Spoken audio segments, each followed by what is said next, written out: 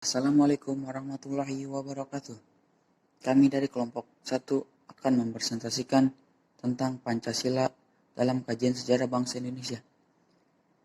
Dan berikut nama-nama kelompok kami. 1. Ada Muhammad Raul Ramadan. 2. Jaka Maulana. 3. Pramudia. 4. Sidik Raihan. 5. Sherly Rahma. 6. Ade Rahman. Pendahuluan. Kemerosotan Pancasila dari segi penghayatan nilai-nilai dan wibawanya sebagai dasar negara sekaligus ideologi negara dilihat dari banyaknya warga negara yang tidak lagi hafal Pancasila.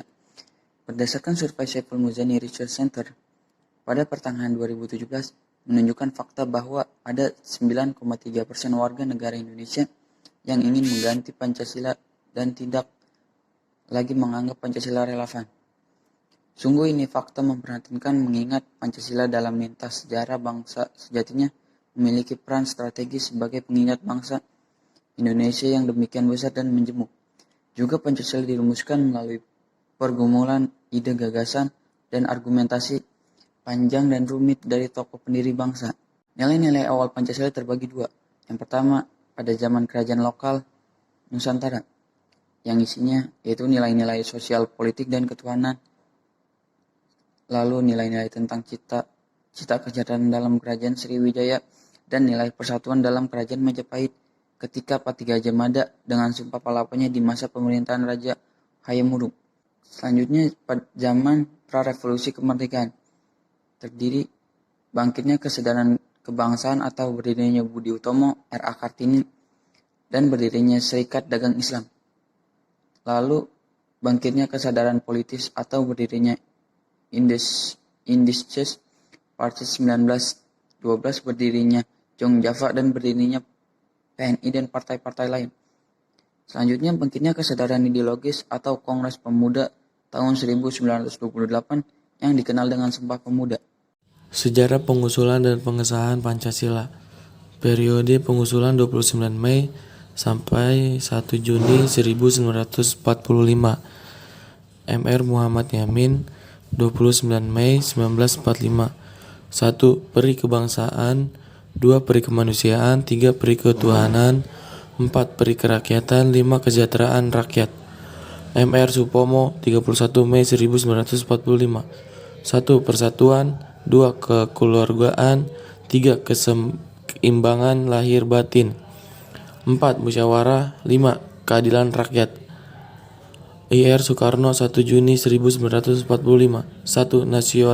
Nasionalisme kebangsaan Indonesia. 2. Internasionalisme peri kemanusiaan. 3. Mufakat atau demokrasi. 4. Kesejahteraan sosial. 5. Ketuhanan yang berkebudayaan. Trisila. 1. Sosio nasionalisme. 2. Sosio demokrasi. 3. Ketuhanan. Ekasila gotong royong. Periode perumusan hingga Piagam Jakarta 18 Juni sampai 22 Juni 1945. Isi dari Piagam Jakarta terdiri dari 4 alinea yang kemudian menjadi pembukaan Undang-Undang Dasar 1945 sebagai berikut. Bahwa sesungguhnya kemerdekaan itu ialah hak segala bangsa, dan oleh sebab itu maka penjajahan di atas dunia harus dihapuskan, karena tidak sesuai dengan peri kemanusiaan dan peri keadilan. Dan perjuangan pergerakan kemerdekaan Indonesia telah sampailah kepada saat yang berbahagia, dengan selamat sentosa mengantarkan rakyat Indonesia ke depan pintu gerbang negara Indonesia yang merdeka, bersatu, berdaulat, adil, dan makmur. Atas berkat rahmat Allah yang Maha Kuasa dan dengan didorong oleh keinginan luhur supaya berkehidupan kebangsaan yang bebas, maka rakyat Indonesia menyatakan demi ini kemerdekaannya. Kemudian daripada itu untuk membentuk suatu pemerintah negara Indonesia merdeka yang melindungi segenap bangsa Indonesia dan seluruh tumpah darah Indonesia. Dan untuk memajukan kesejahteraan umum, mencerdaskan kehidupan bangsa, dan ikut melaksanakan ketertiban dunia berdasarkan darah Indonesia. Dan untuk memajukan kesejahteraan umum, mencerdaskan kehidupan bangsa, dan ikut melaksanakan ketertiban dunia yang berdasarkan kemerdekaan, perdamaian abadi, dan keadilan sosial, maka disusunlah kemerdekaan kebangsaan Indonesia itu dalam satu hukum dasar negara Indonesia. yang berbentuk dalam suatu susunan negara Republik Indonesia yang berdaulatkan rakyat dengan berdasarkan kepada ketuhanan yang dengan kewajiban menjalankan syariat Islam bagi pemeluk-pemeluknya menurut dasar kemanusiaan yang adil dan beradab, persatuan Indonesia dan kerakyatan yang dipimpin oleh hikmat kebijaksanaan dalam permusyawaratan perwakilan serta dengan mewujudkan suatu keadilan sosial bagi seluruh rakyat Indonesia. Jakarta 22/6/1945. Panitia 9. Tokoh-tokoh dari Panitia 9 yang merumuskan Piagam Jakarta adalah sebagai berikut. 1. Soekarno, Ketua. 2. Muhatta, Wakil. 3. Ahmad Subarjo, Anggota. Muhammad Yamin, Anggota. KH Wahid Hasyim, Anggota. Abdul Kahar Mujakir, Anggota. Abi Koesno Cokro Sojoso, Anggota. Agus Salim, Anggota. AA Maramis, Anggota. Sejarah pengusulan dan pengesahan Pancasila. Periode sidang BPUPKI kedua 10 Juli 1945 sampai dengan 17 Juli 1945. 1. Membahas RUUD beserta pembukaannya. 2. Panitia RUUD diketahui oleh Ir Soekarno menyetujui bahwa pembukaan UUD diambil dari Piagam Jakarta.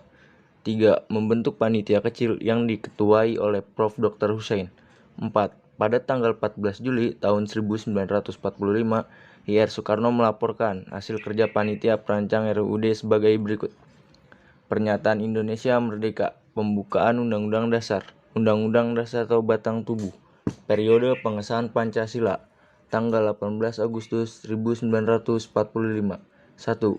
Pada hari Jumat Legi tanggal 17 Agustus tahun 1945, jam 10 waktu Indonesia Barat di Jalan Pegangsaan Timur 56 Jakarta. Bung Karno dengan didampingi Bung Hatta membacakan naskah proklamasi.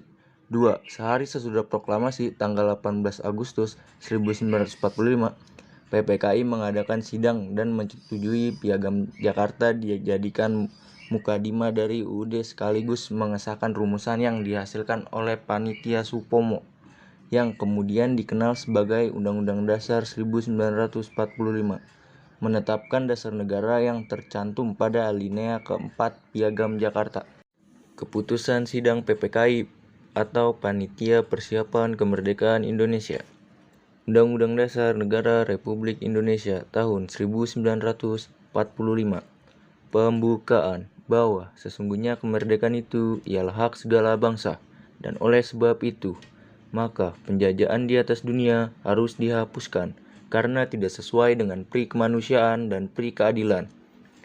Dan perjuangan pergerakan kemerdekaan Indonesia telah sampailah kepada saat yang berbahagia dengan selamat sentausa mengantarkan rakyat Indonesia ke depan pintu gerbang kemerdekaan negara Indonesia yang merdeka, bersatu, berdaulat, adil dan makmur.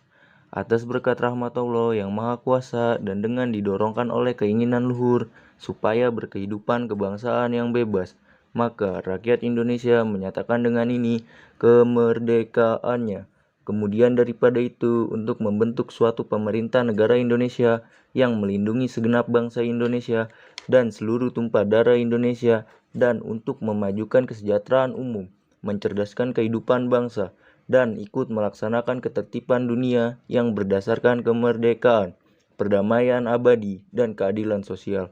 Maka disusunlah kemerdekaan kebangsaan Indonesia itu dalam suatu Undang-Undang Dasar Negara Indonesia yang terbentuk dalam suatu susunan negara Republik Indonesia yang berkedaulatan rakyat dengan berdasar kepada ketuhanan yang Maha Esa, kemanusiaan yang adil dan beradab, persatuan Indonesia, dan kerakyatan yang dipimpin oleh hikmat, kebijaksanaan dalam permusyawaratan, perwakilan, serta dengan mewujudkan suatu keadilan sosial bagi seluruh rakyat Indonesia. Pancasila Era Kemerdekaan. 1. Periode Konstitusi RIS dan UUD 1950, 27 Desember 1949 sampai dengan 5 Juli 1959. Tarik-menarik antara Republik Indonesia dengan pemerintahan Belanda berujung pada perundingan Konferensi Meja Bundar pada tanggal 27 Desember 1949 yang menghasilkan pemerintah Belanda mengakui kedaulatan dan kemerdekaan Indonesia sekaligus berdirinya Republik Indonesia Serikat. Namun negara federal ini tidak berumur panjang. Pada tanggal 17 Agustus 1950 Indonesia kembali ke bentuk NKRI. Yang kedua, Konstitusi RIS maupun UUD 1950 Pancasila diubah menjadi 1. Ketuhanan yang Maha Esa, 2. Peri kemanusiaan, 3. Kebangsaan, 4. Kerakyatan, 5. Keadilan sosial. Yang ketiga, Dekret Presiden 5 Juli 1959. 1. Membubarkan konstitusi. 2. Menetapkan berlakunya kembali UUD 1945 dan tidak berlakunya UUD 1950. 3. Dibentuknya MPRS dan DPAS dalam waktu yang sesingkat-singkatnya.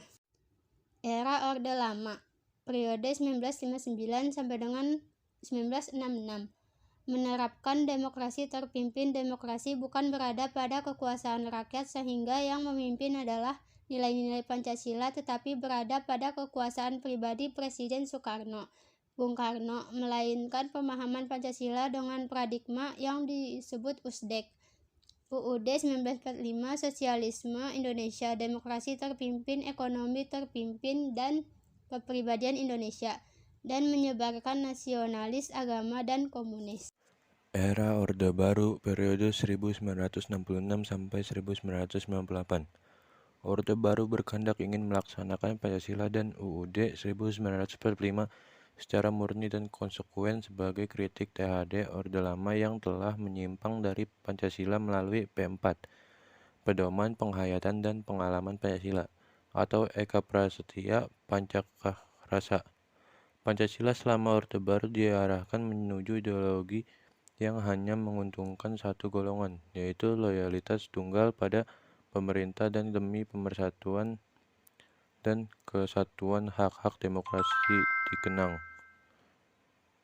Orde Baru berhasil mempertahankan Pancasila sebagai dasar dan ideologi negara sekaligus berhasil mengatasi paham komunis di Indonesia. Akan tetapi, implementasi sangat mengecewakan. Beberapa tahun kemudian, kebijakan-kebijakan ternyata tidak sesuai dengan jiwa Pancasila. Era Orde Reformasi 1998 sampai dengan sekarang. Eksistensi Pancasila sejauh ini masih banyak dimaknai sebagai konsep politik yang substansinya belum mampu diwujudkan secara real. Reformasi belum berlangsung dengan baik karena Pancasila belum difungsikan secara maksimal sebagaimana mestinya. Banyak masyarakat yang hafal butir-butir Pancasila tetapi belum memahami makna sesungguhnya.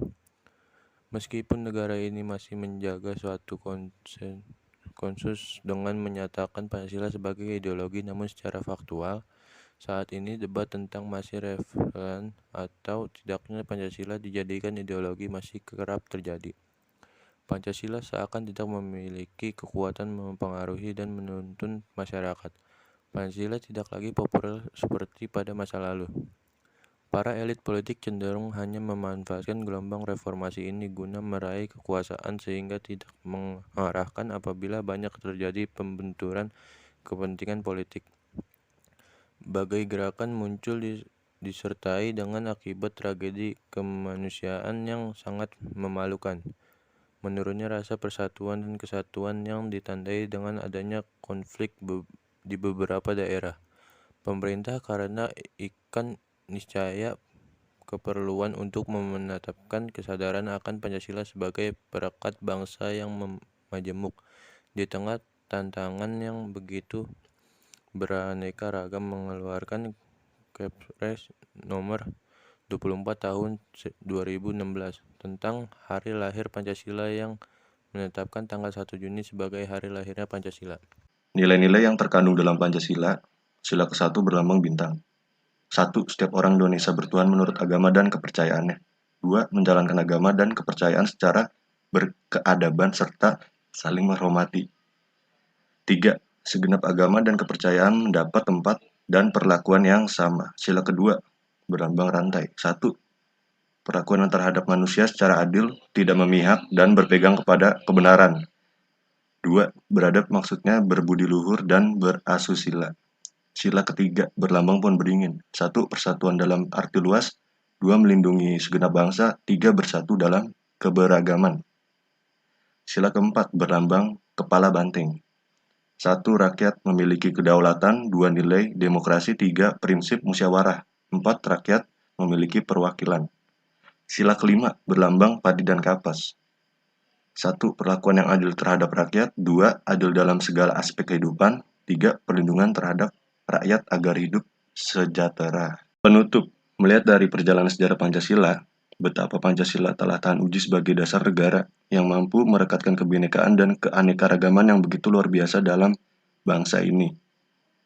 Pancasila sejauh ini memiliki 8 versi, yaitu versi M. Yamin, versi Supomo, versi Soekarno, versi Piagam Jakarta, versi resmi sebagai dasar negara 18 Agustus 1945, versi RIS, versi UUD 1945, dan versi dekret presiden. Akan tetapi, kedelapan rumusan Pancasila itu tetap sama dalam semangat yang sudah terbukti membantu Indonesia tetap utuh sebagai satu bangsa di tengah beraneka ragam tantangan yang mendera. Tinggal bagaimana kita senantiasa mengenang, menghargai, menghayati, merawat, melestarikan, dan mengembangkan warisan sekaligus modal berharga ini. Sekian presentasi dari kelompok 1. Mohon maaf jika ada kesalahan kata. Terima kasih. Wassalamualaikum warahmatullahi wabarakatuh.